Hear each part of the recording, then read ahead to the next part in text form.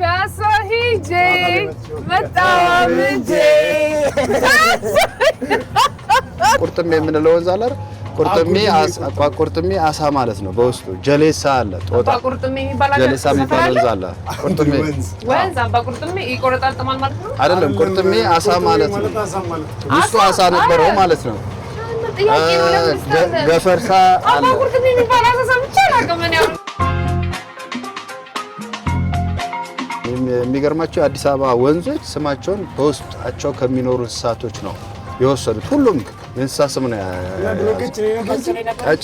እንዴት አይነት ጫካ እንደነበረ ኢማጂን አድርጉ። ሙሽሮች ማሬ ማሬ ሙሽሮች ማሬ ማሬ ሙሽሮች ማሬ ማሬ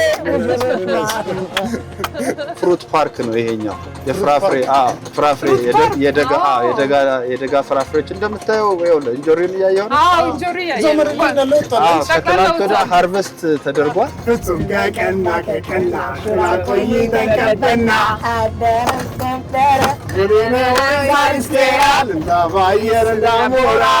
ቃል የለኝም። የእግዚአብሔር ደስ ነው ያለኝ በጣም ሀገሬ እንደዚች ማየቴ በቃ ብርቅርቅ ብላችሁ።